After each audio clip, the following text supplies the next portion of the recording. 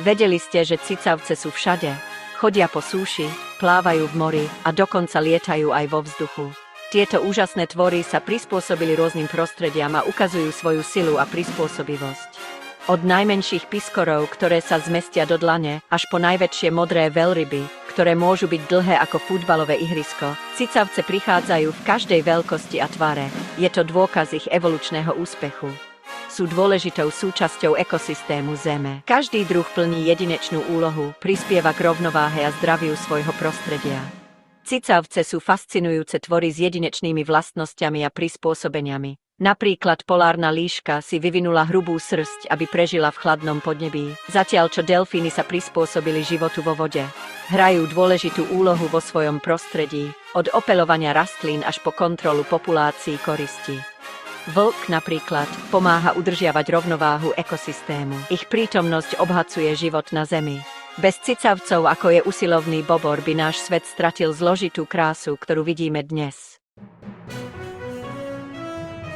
Cicavce sú teplokrvné zvieratá.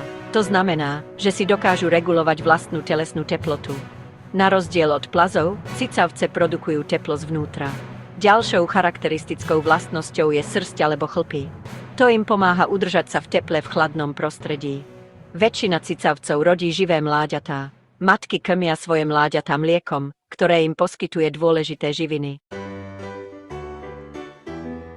Cicavce žijú v rôznych prostrediach po celom svete. Od bujných dažďových pralesov po suché púšte. Druhy ako jaguár a kengura sa vyvinuli tak, aby prosperovali vo svojich jedinečných prostrediach. Polárne medvede dokážu prežiť v mrazivých arktických oblastiach vďaka svojej hrubej srsti. Ťavy sú naopak dokonale prispôsobené suchým púšťam. Skladujú tuk vo svojich hrboch, ktorý môžu premeniť na vodu. Netopiere používajú echolokáciu na navigáciu a lov v tmavých jaskyniach a lesoch. Cicavce si vyvinuli neuveriteľné spôsoby prežitia vo svojom prostredí. Tieto spôsoby môžu byť fyzické alebo behaviorálne, alebo kombinácia oboch.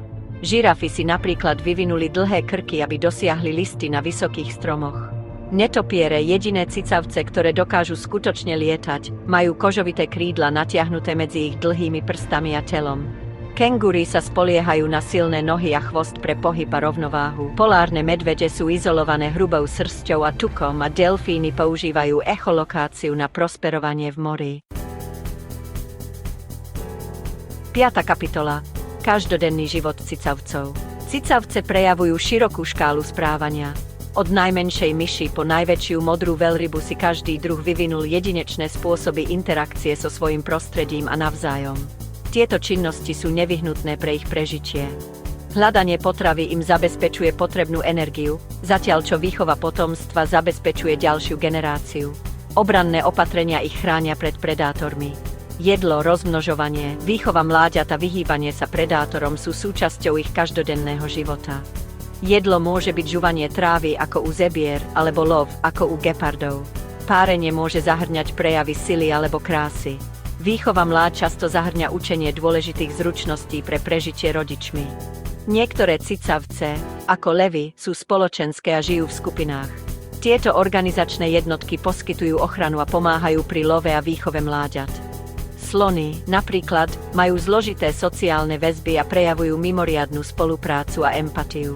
Iné, ako tigre, žijú osamelo a bránia veľké územia. To znižuje konkurenciu o zdroje a umožňuje im sústrediť sa na prežitie a rozmnožovanie.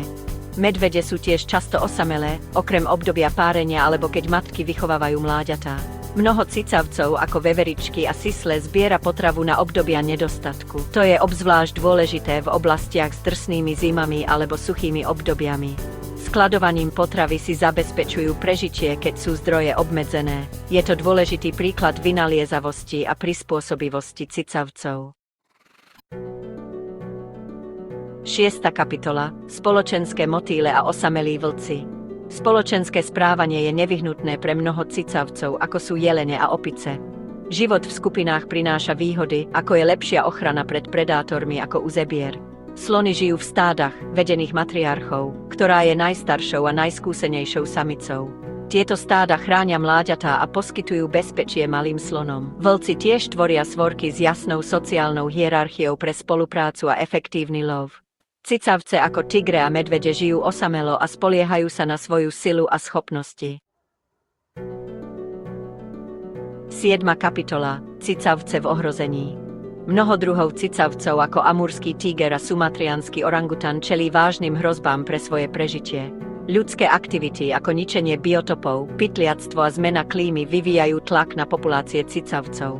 Odlesňovanie pre poľnohospodárstvo a ťažbu dreva pripravuje cicavce ako bornejský orangutan a bengálsky tiger o ich domovy a potravu. Pytliactvo a nadmerný rybolov vyčerpávajú populácie ohrozených druhov, ako sú slony, nosorožce a korytnačky. 8. kapitola. Ochrana našich chlpatých priateľov. Ochrana cicavcov, ako sú slony a snežné leopardy, je dôležitá a prispieva k ich prežitiu. Chránené územia, ako sú národné parky a prírodné rezervácie, zachovávajú prírodzené biotopy pre druhy ako panda veľká líška. Ochrana proti pytliactvu a právne predpisy bojujú proti nelegálnemu obchodu s divokými zvieratami a chránia zvieratá ako nosorožce a korytnačky. Vzdelávacie kampane informujú o dôležitosti ochrany prírody a podporujú zodpovedné správanie, čo prospieva tvorom ako koala a vidra. 9. kapitola. Budúcnosť cicavcov. Keď sa pozeráme do budúcnosti, osud cicavcov našej planéty je dôležitou témou. Tieto tvory, od najmenších hlodavcov po najväčšie veľryby, hrajú základnú úlohu v našich ekosystémoch. Budúcnosť cicavcov závisí od našich činov. Ochrana prírody začína u každého z nás.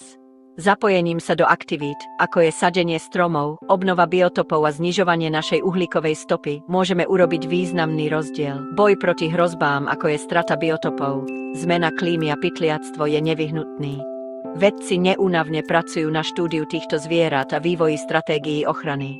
Od tajomného snežného leoparda v Himalájach po hravé delfíny v našich oceánoch, každý druh čelí jedinečným výzvam.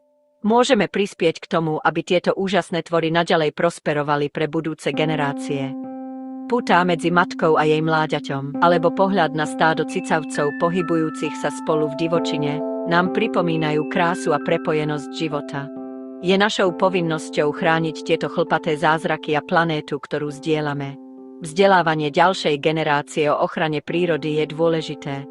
Keď deti vidia zvieratá v zoologických záhradách alebo rezerváciách, vzbudzuje to v nich úžas a túžbu chrániť tieto tvory. Každé úsilie, akokoľvek malé, môže prispieť k zabezpečeniu budúcnosti, kde cicavce naďalej obohacujú život na Zemi. Od miestnych iniciatív po globálne politiky, každý čin sa počíta. Spolu môžeme vytvoriť svet, kde cicavce, ako mohutný bizón a mierumilovná panda veľká, nielen prežijú, ale aj prosperujú, posilňujúc bohatú biodiverzitu našej planéty.